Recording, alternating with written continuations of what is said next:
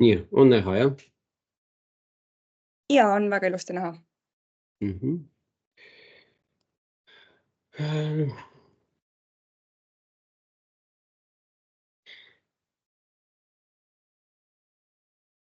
Nii, hakkame siis pihta.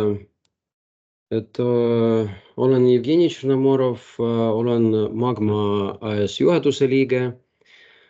Samuti olen soojustehnika insener ja täna minu loengu teemaks on kaugkütte ja kaugjahutustrasside ehitustööde etapid ja eripärad.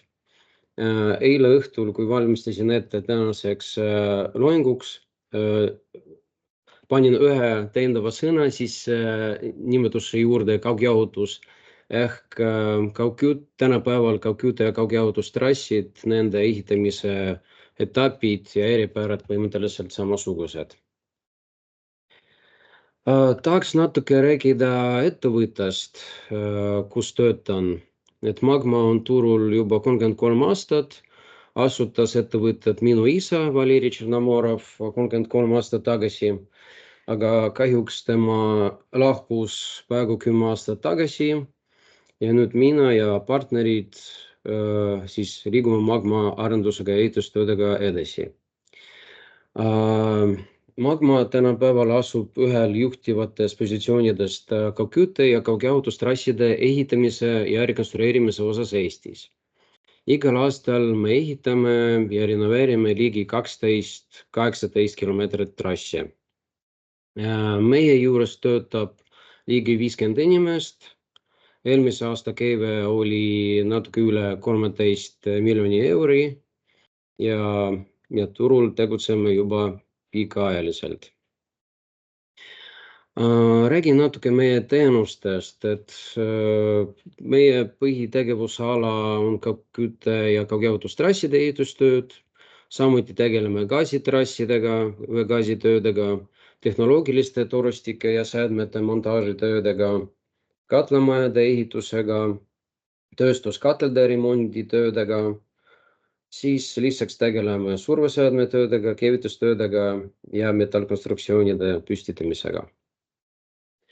Aga nüüd alustame tänast loengut. Räägin siis täna ehitusobjekti tööde teostamise etappidest ja ma liigitan kõik terve selle ehitusprojekti tööd 3 etapiks. Esimene etapp on ettevalmistustööd ehk enne ehitustööd ja ettevalmistustööd ma liigitan veel 2 osaks. Üks osa, mida võib teha kontoris ja teine osa, mida on vaja teha vahetult ehitusplatsi peal. Siis teine etapp on juba vahetult ehitustööde teostamine ja 3. etapp, kõige viimane, on objekti üleandmine. Aga räägin esimesest etapist ehk ettevalmistustöödest. Alustan nendest ettevalmistustöödest, mida võib teha kontoris. Esiteks, kui saame projekti kätte, on vaja teljalt saada kõige viimase tööprojekti versiooni ja veenduda, et see versioon nagu kehtib ja samuti saada ehitusluba ka teljalt. Aga loomulikult on olemas sellised lepingud, kus ehitaja peab ise projekteerima ja ehitusloa saama. Ja samuti meie kogemuses on olnud sellised juhtumid, et telje ekslikult edastas meile vale projektiversiooni ehk ei ole kõige viimase ja aktuaalse. Ja kui hakkasime ehitustöödega pihta, pärast telje avastas, et tööd ei ehitata viimase projektiversiooni järgi. Ja seetõttu kindlasti on vaja veenduda, et projektiversioon on viimane ja vanad, mitte kehtivad versioonid siis arhiveerida ja peame veenduma, et töömeestel samuti õiged joonised käes. Siis, kui projekt olemas, kätte saadud, on vaja seda põhjalikult sellega tutvuda, samuti läbi lugeda ja uurida igasugused eritingimused, tehnilised tingimused ja kõik igasugused lepingu lisad on vaja kõik läbi lugeda, uurida ja põhjalikult nendega tutvuda. Samuti üks kõige tähtsamatest asjadest, millega on vaja alustada, kui saame projekti kätte, on vaja tellida elisoleeritud materjalid esimesel võimalusel, sest tipphooajal materjalide tarneaeg võib olla 4–6 nädalat või isegi kauem. Madalhooajal see võib olla 2–3 nädalat, aga mida varem me tellime need materjalid, sellega me kindlustame enda graafikus püsimist. Ja sellega esimesel võimalusel me saame juba koppamassi lüüa. Siis, kui meil kõik tellimused on sisse viidud, tarnijad on saadud infot, et alates mis kuupäevast tema on suuteline materjali tarnida. Vastavalt sellele me koostame siis detailse ajagraafiku, juhul kui see ei ole veel koostatud või vähemalt täpsustame seda. Samuti, kui tegu on linnas ehitamisega, siis on vaja pädeva ettevõtte poolt tellida liikluskorraldusskeemid. Tänapäeval need on päris, ei ütleks, et väga palju, aga on olemas need ettevõtted, kes saavad pädevalt ja kiiresti need liiklusskeemid koostada. Kui need skeemid on kätte saadud, on vaja esitada, tegelikult paralleelselt on vaja esitada EHR ehitisregistri kaudu ehitamise alustamise teatise. Kui need ülalpool toodud dokumendid on kätte saadud, vormistatud, esitame kaeveloa taotluse sisse. Näiteks Tallinnas see asi on väga lihtsustatud, et juba circa 5 aastat Tallinnas töötab OpInfo keskkond, netisüsteem. Selle kaudu saab need taotlused kaeveloa vormistamiseks sisse viia. Peame üles laadima varem mainitud ajagraafikud, liikluskorraldusskeemid, ehitamise alustamise teatised ja muud dokumendid. Kui need on põhimõtteliselt kaeveloale saab taotleda paari tunniga tänapäeval. Kui võib-olla keegi, kes täna võtab osa antud loengus, on olemas ehitajad, kes mäletavad, et circa 6–8 aastat tagasi ei olnud võimalust digitaalselt selle kaeveloa kätte saada, et pidime käima Transpordiametis, istuma seal koridoris päeva otsa, ootama oma järjekorda ja siis vormistama selle sulgemisluba ja seejärel vormistama kaevuluba. Ehk see protsess võttis 2–3–4 päeva. Aga nüüd tänapäeval taotleda võib maksimum 2 tunniga. Siis kaeveluba taotlusse esitatud, tavaliselt läbi OP-süsteemi, kui otsast peale alustada selle taotlemisega ja kõige muude vajalike dokumentide vormistamisega. Kaeveloa saamine võtab jämedalt 10–14 päeva. See tähendab alates ajagraafiku koostamisest, liikluskorraldusskeemide koostamisest kuni juba kaeveloa saamiseni. Enne tööde algust on vaja kindlasti uue liituja puhul veenduda, et kinnistuomanikul olemas sõlmitud liitumisleping võrguvaldajaga. Näiteks meil on olnud sellised juhtumid, kui arendaja ütles, et mul liitumisleping olemas. Tulge, meil on kiire, on vaja ka küttetrassi kiiresti valmis teha. Ja tuleme, ehitame, kaevame lahti, juba esimesed montaažitööd teostame.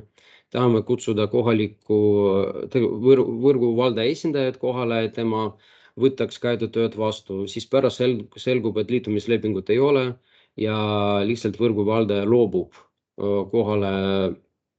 tulla kohale ja seetõttu pidime seetõttu meil tekkis päris pikk seisak. Ja jätkasime töödega alles siis, kui liitumisleping sai lõpuks vormistatud.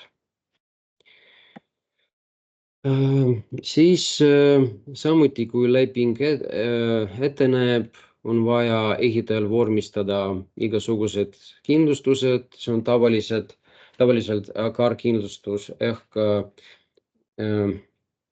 ja samuti on olemas sellised koguriskikindlustused, kui lepingu tingimustes need on kirjas ja nõutud. Ja samuti vormistatakse ehitusaegsed tagatised ja tagatised garantiiperioodile. Et see on üle Eesti levinud ja üle maailma samuti levinud asi. Siis samuti enne tööde algust on vaja ehitajal koostada ehitusobjekti töömaaplaani, tööohutusplaani ja lisaks ka töötervishoiu ja keskkonnaohutuse plaani. See kõik need dokumendid põhimõtteliselt tulevad ühte kvaliteedi tagamisplaani dokumendi alla. Ja pärast seal kõik need asjad on näidatud. Nüüd räägin ettevalmistustöödes, mida on vaja teha ja teeme vahetult siis platsi peal enne põhitööde algust. Siis, kui tuleme platsile, kutsume kohale geodeedi, kes teodoliidiga Excel GPS-seadme abil märgib küttetorustiku maha ja tema märgib sellised kas põlved, kaugküttetrassi või kaugetustrassi põhilised punktid maha, kas või kolmikud, pöördepunktid, ventiilide asukohad ja nende punktide abil siis ehitaja teostab kaevetööd. Ja samuti mahamärkimise abil saab varakult ette näha probleemsed kohad, kas näiteks kuskil kitsad tingimused kaevetööde jooksul tekivad või mingisugused, ma ei tea, näiteks mullaunikud või vanad kuurid jäävad uue projekteeritud trassi ette ja siis selle kinnistu valdaja peab need vastavalt siis likvideerima. Kui trass on maha märgitud, kutsume kohale teiste võrkude esindajad, näiteks Elektrilevi, Telia, VEKA trasside võrguvaldajad ja teiste kommunikatsioonide esindajad. Nemad tulevad kohale ja määravad kindlaks oma kommunikatsioonide asukoha meie töömaatsoonis. Selle jaoks tihtipeale kasutatakse CAD-tüübi lokaatorid.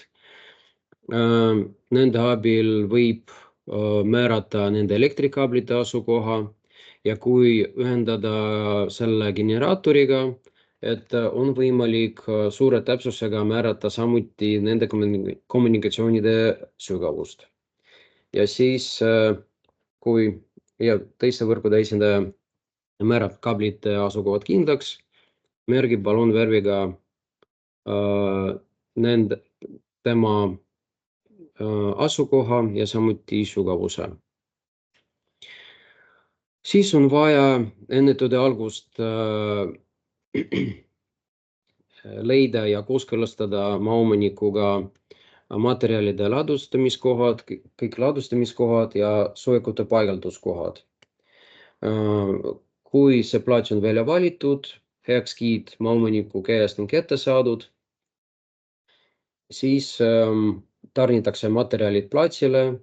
Kindlasti on vaja selle ladustusala piirestada piirdeajaga, et vältida kõrvalisikute ja laste ronimist sellele territooriumile ja kasuks tuleb ka elektroonilist valvet korraldada. Kui ehitussoekute asukohad on juba teada, tarnitakse need kohale, paigaldatakse kui tegu näiteks on keskmise suurusega või suuremahuliste projektidega, siis tuuakse kohale need suured soojakud, need võivad olla moodulitena, et kuhu on võimalik teha samuti koosolekuruumi tellija ja omaniku järelevalve jaoks ja samuti kontoriruumid projektimeeskonna jaoks. Samuti paigaldatakse välikeinlad meeskonna ja tööliste jaoks ja tarnime kohale ka prügikonteinerid. Et prügi ei vedeleks mööda töömaad, vaid ikkagi oleks iga tööpäeva lõpus konteineris kogutud. Siis järgmine samm. Peame teavitama planeeritavatest töödest ja ajakavast kõik maaomanikud, korteriühistud, ettevõtted ja teised asutused, mis jäävad ehitustööde mõjuala tsooni. Et mida rohkem ümbruses olevaid inimesi ja maaomanikke saavad planeeritavast töödest teada, seda vähem tekib küsimusi või pretensioone juba ehitustööde ajal. Samuti on väga kasuks, kui tellija või kohalik omavalitsus saadavad vastavad teaded kas Facebooki kaudu või oma koduleheküljel. Enne tööde algust kindlasti on vaja fikseerida objekti tööde eelnev olukord. Seda tehakse fotode abil, kasuks tuleb ka videosalvestus teha ja mida rohkem pildistate, mida rohkem juhime samuti tähelepanu olemasolevate pragudele majades või teeaukudele asfaldis, seda vähem tekib pärast vaidlusi. Et omast kogemust ütlen, et peaaegu igal objektil tekib selline olukord, kus tööde lõpus maaomanik või korteriühistu tulevad meie meeskonna juurde mingisuguse pretensiooniga ja räägivad, et te olete, ma ei tea, näiteks oma rasketehnikaga hooviteed sõitnud puruks või hoone vundament vajus alla teie vibroplaadide tõttu. Aga kui meil tõestusmaterjal on olemas, näitame nendele fotod, siis kohe kõik need pretensioonid või märkused langevad ära. Enne tööde algust samuti piiristame töömaad, et töömaa peab 100% ulatuses peab olema piirastatud, et vältida kõrvalisikute või laste ligipääsu ohutsoonile. Samuti tarvis on eraldada sõiduteed, näiteks siin on ühe näide olemas, ja jalakäijate jaoks ette nähtud kõnniteed. Ja kindlasti, kui ekskavaator või muu tehnika töötab, et tema samuti peab olema piirastatud aedadega. Siis ehitusobjekti peale samuti paigaldame infotahvli. See on näiteks siin üks näide meie üks eelmistest projektist olemas. See oli KIK-i poolt finantseeritud projekt. Seetõttu oli vaja paigaldada sellise nähtavuse kohta suure plakati.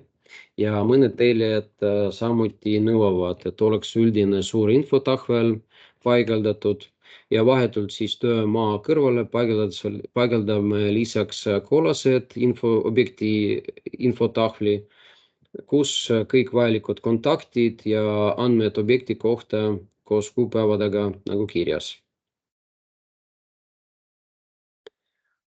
Siis samuti enne tööde algust on vaja korraldada ajutist liikluskorraldust vastavalt varem koostatud ja kooskõlastatud liikluskorraldusskeemile. Teostada ajutiste liiklusmärkide paigaldust, et samuti seda teenust ostame sisse, tulevad pädevad liikluskorraldajad paigaldavad vastavad liiklusmärgid, piirdeajad ja kui vastav ka nõue teljalt või linna poolt olemas, korraldame liiklusreguleerijad tipptundides ja vajadusel korraldame ka ühistranspordi ümbersõitu, kui seda osutub vajalikuks. Ja lisaks ka mõnedel objektidel oli tarvis valgusfooride režiimi vahetada. Nii, nüüd sellega ettevalmistusetapp nagu lõppenud, nüüd alustame juba vahetult ehitustöödega. Kui eelpool öeldud asjad on juba ette valmistatud, trass maha märgitud, siis asendiplaanid, pikiprofiilid töömeestel olemas, nemad siis kaevavad kaevikud lahti ja ehitavad siis liivaalust. Liivaalus tavaliselt tuleb 120–150 mm tihendatuna ja siis sellega tihendame vibroplaatidega ja kui ekskavaator teostab kaevetööd ja kaevetööde brigadiir määrab kindlaks konkreetsema raiemissügavuse laaserniveliiri kaudu abil.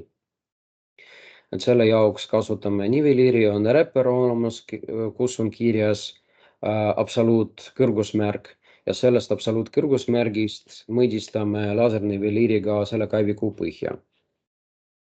Ja selle abil me saame väga täpsemalt ehitada ja rajada kaugküttetorustiku vastavalt siis projektile. Kui kaevik on lahti kaevatud, liivaalus hästi tihendatud, et teostame juba eelisoleeritud torude tõstmist kaevikutesse, teostame nende põkestamist ja keevitamist. Kui tegu siin üks näide meie eelmise aasta projektist Gonsiori tänaval, siin me kasutasime suured autokraanad ja kui rekad tulid nende torudega platsile, siis suure autokraana abil tõstsime need torud siis juba vahetult kaevikusse. Kui siin pildi peal on näidatud 800-lise läbimõõduga küttetrass ja kui läbimõõt ja toru kaal lubab, samuti on võimalik torud tõsta ka kas ekskavaatoriga või isegi väiksema kopaga, et need vastavalt ainult väikesed läbimõõdud. Ja tõstetöödel kindlasti on vaja kasutada 2 lintroppi, et 1 lintropiga ei tohi torustikut tõsta. Ja kui torud nagu põkestatud, siis keevitaja alustab keevitustöödega, keevitab ja samuti iga objektil rangelt jälgime seda tööohutust, et iga keevitaja või sellel inimesel, kes teostab tuletööd, peab 6 meetri raadiuses 2 tulekustutit olema. Samuti redel peab olema kaevikus ja teised samuti isikukaitsevahendid ja teised meetmed, et tööd saaks ohutult teostatud. Kui juba esimene portsu keevisõmblustest keevitatud, kutsume kohale katselabori, kes teostab platsi peal röntgeniga läbivalgustust. Ja läbivalgustuse protsent on kirjas tavaliselt projektide seletuskirjades, aga üldreeglina on nii, et kui tegu on A või B klassi torustikutega, siis läbivalgustada on vaja 5% kõikidest keevisõmblustest. Eestis on tavaliselt nii, et alates kõige väiksemast läbimõõdust, näiteks DN20, DN25 ja kuni DN300 kaasa arvatud, et need on A ja B klassi torustikud.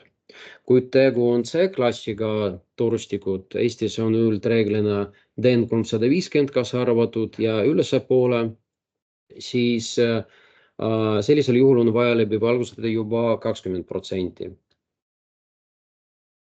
Ja kõige suurem eelisoleeritud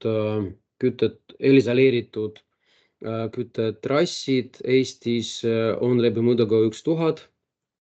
On olemas nõukogudeaegsed DN 1200, aga need on eelisoleerimata. Ja oleme ühe sellise suure projekti ellu viinud paar aastat tagasi Väo elektrijaama territooriumidel, et oleme rajanud DN 1000 eelisoleeritud küttetrassi. Ja sellesama projekti raames oli vajalik teostada 20% röntgenvalgustust. Samuti on vaja kõik keevisõmblused 100% ulatuses visuaalselt üle vaadata ja kui leiavad iluvead, kindlasti need on vaja ketaslõikuriga ära lihvida või isegi välja lõigata ja uuesti keevitust ära teha. Kui teatud kaugküttetrassi lõik on valmis, seda on vaja ära katsetada. Et täidetakse kas toor- või keemiliselt puhta võrguväega, täidetakse, lastakse õhu välja ja selle trassilõigu survestame veega rõhul 16 baari ja poole tunni jooksul. Selle jooksul vaadatakse ka keevisõmblused visuaalselt üle ja rõhulangust ei tohi olla. Kui survekatse on edukalt läbitud, seejärel tehakse selle torustiku pesu õhkveeseguga rõhul 8 baar. Et selle abil, selle jaoks kasutame diiselkompressorid, selle Haagis kompressorid ja seal õhuvoolikuga, seda õhuvoolikut ühendame torustikutega ja puhume selle õhu sisse. Ja iga toru pestakse tavaliselt 2-3 korda, et see kõik rääbu ja soodi, mis on ehitustööde ajal sinna jäänud, et seda maksimaalselt siis läbi puhuda ja torustiku maksimaalselt puhtaks teha. Enne kui hakatakse jätkutöödega pihta, teostatakse kontrolltraatide ühendust ehk signaalkaablite ühendust. Väikeste läbimõõdude torude puhul on olemas 2 traati, need asuvad, kui kella järgi vaadata, 10 ja 2 tundi seal asukohas.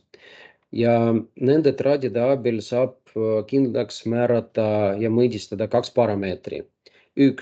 Parameeter 1, see on traatide terviklikkus ehk küttetrassi terviklikkus. Kui traadid omavahel näitavad takistust, see tähendab, et traadid on korras, kontuur on ühine ja ei ole katkine. Kui kuskil näiteks manteltoru sai vigestatud, näiteks meil on olnud päris palju juhtumeid, kus kellegi teise ettevõtja koop vigastas manteltoru ära, terastoru jäi terveks, aga väliskeest sai vigastatud.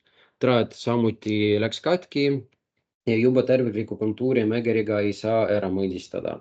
See tähendab, et kuskil on vigastus olemas, kutsutakse kohale spetsialisti, kellel on olemas reflektomeeter ja selle aparaadi abil saab vaadata mitme meetri pärast teatud kohas on tekkinud selline vigastuskoht. See on üks parameeter. Teine parameeter saab kontrollida torustiku võimalike läke kohta. Et selle jaoks mõõdistatakse takistust toru, terastoru ja ühe ja teise traadide vahel. Kui takistus on lõpmatus või näiteks siin on 641 megaohmi, see tähendab, et isolatsioon on täielikult kuiv, kuskil leket ei ole. Kui tekib nii-öelda lühis, näiteks 0,007 näiteks megaohmi, siis see tähendab, et kuskil on kuskil tekkinud läge. Siin samuti võib mitu põhjust olla. Esimene, kas kivisõmbluse kvaliteet on halb. Teine, muhvitööd olid halvasti tehtud ja veesise niiskus pinnasest sattus muhvi sisse. Või kolmas, et ehitustööde ajal isoleerija tegi selle jätkutööd valesti ja algniiskust, mis näiteks oli mingi muhvi või gofreeritud muhvi sisse, tema ei teinud seda täielikult siis puhtaks. Seetõttu on vaja isoleerijatel väga seda hoolikalt kontrollida, et jätkumuhvid oleksid ja koorikud oleksid täielikult korras. Ja isolatsioonina Eestis kasutatakse nagu kaks varianti. Üks, kui jätkutööd kui see muhv on tehtud, siis selle tühimiku, mis jääb kivisliide juures, et selle tühimiku täidetakse puurvahuga, kahekomponentse vahuga. Ehk võtame kaks komponenti, segame omavahel ja valame siis selle muhvi sisse. Ja teine variant, et kasutame valmis half-shell koorikud ehk need poolitatud puurisolatsioon. Kaks selle osa paneme kokku ja sellega isoleerime antud kivisliidet ära. Ja samuti Eestis on kasutusel põhimõtteliselt kaks peamist tüüpi jätkumuhve. Üks on termokahenev, nagu siin foto peal on näidatud, et isoleerija selle propaaniga ehk propaanleegiga kuumeneb selle muhvi ära ja temperatuuri mõjul see jätkumuhv hakkab siis kahanema. Või teine variant, mida samuti Tartus ma tean, et väga laialt kasutatud elektrikeevismuhvid on seal kasutusel. Ehk muhvi ja toru vahele pannakse spetsiaalsed elektroodid, võrkelektroodid ja spetsiaalse keevitusaparaadiga see võrk kuumeneb ja liidab kokku jätkumuhvi ja toru pealispinda omavahel kokku. Nii, see on kõik, mida ma tahtsin jätkumuhvidest rääkida. Kui jätkumuhvid tehtud, kutsume uuesti kohale geodeedi, kes tuleb platsile ja teostab trassi tähtsamate osade ja liidete teostusmõõdistust. Selle jaoks tema kasutab sama teodoliidi ja pärast tulemusena me saame sellise teostusjoonise kätte, kus on olemas asendiplaan, kus on kirjas torustiku läbimõõdud, pöördekohad, kolmikud, siis lisaks saame ka pigiprofiili ehk vastavalt tegelikkusele paigaldatud rajatud torustiku parameetrid. Lisaks geodeet märgib liidete skeemi ja koostab sellise kontrolltraadide looskablite skeemi ka. Siis enne trassi kinnijäämist me peame kinni laaduma ja sulgeda kõik läbivigud ja laduda kõikide raudbetoonkanalite otsad, kas majades, soojuskambrites ja seal, kus on augud olid puuritud läbi vundamendi, sinna paigaldatakse spetsiaalsed kummistihendid ja seejärel taastatakse hüdroisolatsioon.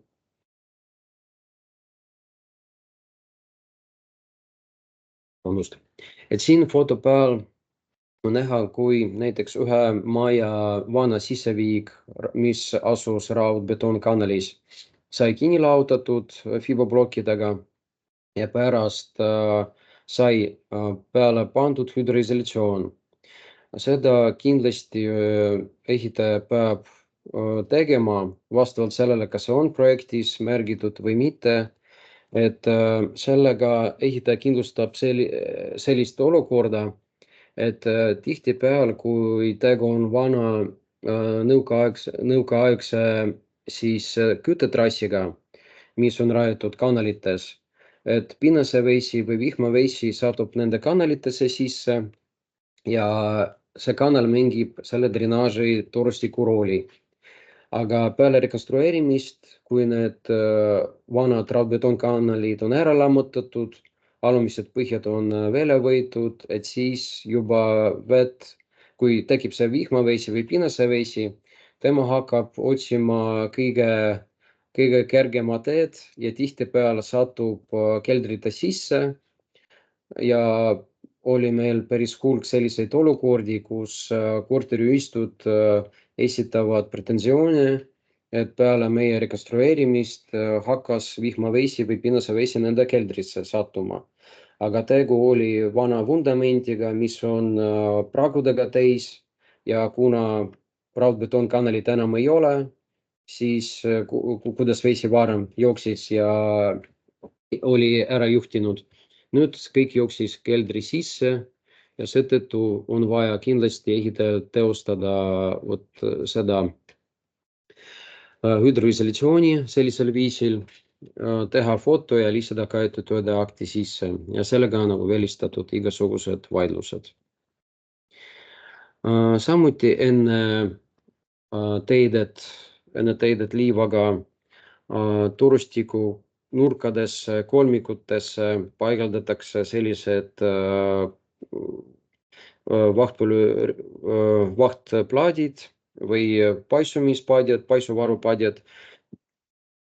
Need padjad kompenseeruvad trasside liikumist maal, et kui temperatuuri mõjul trassid pikenevad, et see väliskeest koos isolatsiooniga ei vigastas ennast, et need paisuvarupadjad kompenseerivad seda nihet ja seda pingutust, mis tekib torustiku sees. Samuti paigaldatakse teeninduskaevud.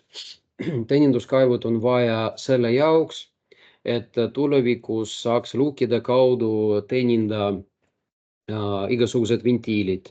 Näiteks siin foto peal on näidatud sulgventiil, mis avaneb ja sulgeb antud torustiku. Kõrval asub õhutusventiil, mille kaudu saab trassi kas õhu välja lasta, õhutada või vastupidi trassi tühjaks lasta. Ja selle jaoks paigaldatakse spetsiaalsed teeninduskaevud. Teeninduskaevu all asuvad betoonist plokid, et vältida kaevude alavajamist. Ja tänapäeval kasutatakse teeninduskaevud koos ujuvate teleskoopidega, et vältida siis nende kaevude vigastust ja alavajamist. Kui meil ülalpool toodud protseduuri tehtud, teostame turude algteidet liivaga. Tavaliselt läheb 200 mm liiva torustiku peal, vähemalt 200 tihendatuna ja seejärel paigaldatakse, siin foto peal on näha signaallinti. Et see signaallinti on vaja selle jaoks, et kui tulevikus keegi teostab kaevetööd, ütleme risti selle uue trassiga, et temale tuleb ette see lint, et sellega tema on hoiatatud, et siis selle lindi lähedal asub töötav küttetrass ja on vaja tähelepanelik olla. Siis kui täidame liivaga, tihendame suure vibroplaadiga, kui paksus on miinimum 400 mm toru peal ja vibroplaadiga on vaja saavutada teatud tihedusastet ja pärast seda tihedust kontrollime penetromeetriga. Kui algteide tehtud, teostatakse kaevikute lõpptäitmist siis teemaal liivaga ja vastavalt tihendatakse ja haljas alas olemasoleva pinnasega. Aga olemasolevas pinnas ei tohi olla suure kivisid, mis võivad teoorias antud uue torustiku ära vigastada. Kui lõppteede tehtud, teostatakse dekonstruktsiooni ehitust.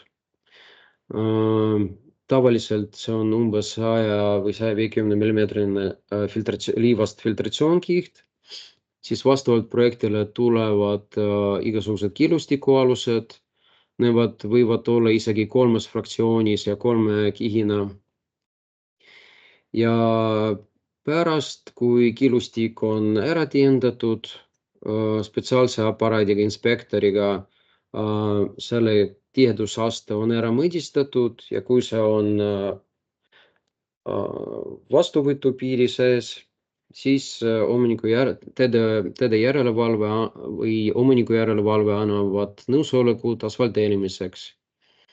Ja siin on mõned eelmise projektide näided, kuidas asfalteerijad ja tulid ehitusplatsile ja laotavad siis uut asfaldit. Ja samuti on vaja taastada igasugused kõnniteed, samuti nende kõnniteeplaatidega taastatakse piirdeajad ja kõik teised ehitustööde ajal demonteeritud kated ja elemendid. Nüüd räägin viimasest etapist, viimasest faasist, see on juba objekti üleandmine. Kui kõik platsi ehitustööd on juba valmis, kõik taastamistööd on ära lõpetatud, siis tõustatakse objekti ülevaatust kohaliku omavalitsuse, tellija, omaniku järelevalve ja töövõtja esindajate juuresolekul. Selle tulemusena koostatakse ja allkirjastatakse ehitisülevaatuse akt, mis hiljem lisatakse EHR-i keskkonda kasutusloa taotluse juurde. Samuti, kui tööd toimusid mööda maaomanike ja korteriühistute territooriume, on vaja saada nende poolsed allkirjad üleandmisvastuvõtuaktile ehk taastamistööde üleandmisvastuvõtuaktile. Et sellega nemad kinnitavad, et teie tööd on korrektselt tehtud ja ei oma pretensioone. Kui sellist paberit mitte teha, siis ma ei tea, 6 aja pärast, näiteks peale tööde lõppu, jälle korteriühistute esindajad võivad teile kaebuse esitada või pretensiooni, et teie ei ole midagi seal taastanud lõpuni või midagi vigastanud. Aga kui teil selline akt, kui ehitajal antud akt on allkirjastatud, siis samuti nende potentsiaalsed vaidluskohad tõenäosus on minimaliseeritud. Samuti on vaja lõpuni panna kokku teede dokumentatsioonikausta ja anda selle kausta omaniku järelevalvele ja tellijale lõplikuks allkirjastamiseks. Ja kindlasti ehitustööde teede dokumentatsiooni on vaja alustada pidada alates esimesest ehitustööde päevast objektil ehk samaaegselt teostatava töödega. Et on olnud sellised juhtumid, kus ehitajad hakkasid teede dokumentatsiooni koostama tegema alles siis, kui kõik taastamistööd olid tehtud, aga enam ehitaja ei mäleta, mis oli ja omaniku järelevalve ei tea, mis kuupäeval, mis toimus. Et see ikkagi ei vasta ehitusseadusele, et ikkagi on vaja alates esimesest päevast teede dokumentatsiooni pidada. Ja kui see kaust on koostatud, on vaja kaeveloa ära lõpetada. Näiteks Tallinnas seda teostatakse samuti OP-infosüsteemi kaudu. Ja kui kaeveluba on lõpetatud, siis ja kui leping ette näeb, siis ehitaja taotleb EHR-i keskkonna kaudu kasutusloale. Et tavaliselt selle taotlemine samuti, kui kõik dokumendid juba olemas, võtab circa 1-2 aega, kui kõik eeldusel, et kõik vajalikud dokumendid ja lisad on olemas. Ja selle menetlus samuti ametnikutel võtab miinimum 30 päeva aega. ja kui esimese ringiga ametnikud leiavad mingisugused märkused, saadavad teile täienduseks ja kokkuvõttes kasutusloa saamine võib võtta isegi 2 kuud aega, aga üldreeglina circa 1 kuuga saab kätte.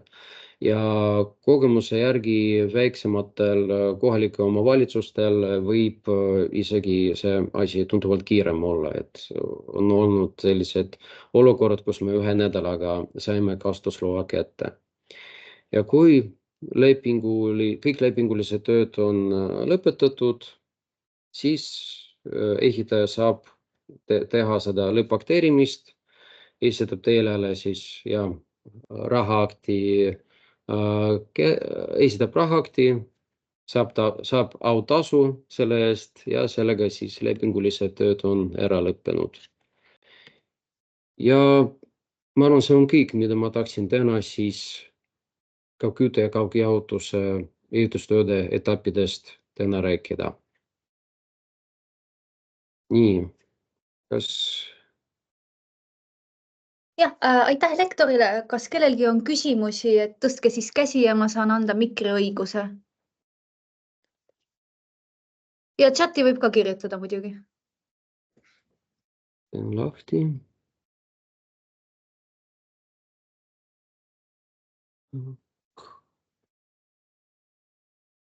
Üks küsimus tuli praegu chati, et teised võivad siis käsi tõsta. Vot, ja nii Margo Nurk saatis ühe küsimuse, kivisõmbluste kvaliteet, kas ISO 5817 järgi tase C või kas sõltub, kui suured torud?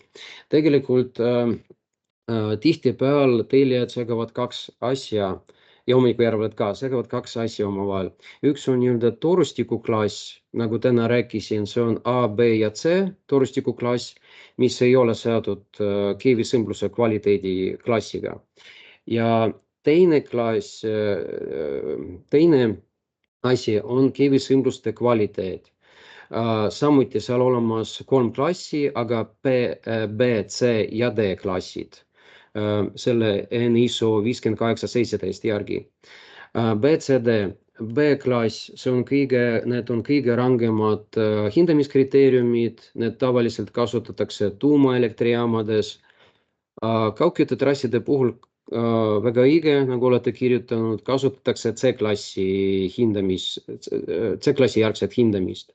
Ja D-klass, see on kõige kehvem hindamiskriteerium, et võib, ma ei tea, garaaži konstruktsiooni kiivitust omas majas kontrollida sellise D-kriteeriumi järgi.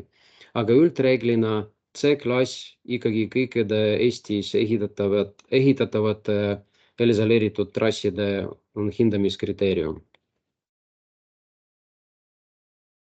Nii, loodan, et vastasin antud küsimusele põhjalikult. Nii, kas on veel kellelgi küsimusi?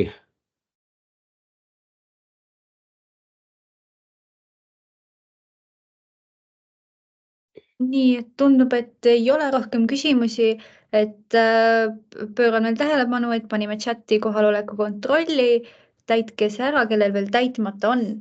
Ja siis aitäh veel kord lektorile ja kõikidele siin viibijatele. Ilusat õhtu jätku kõigile! Head õhtut kõigile!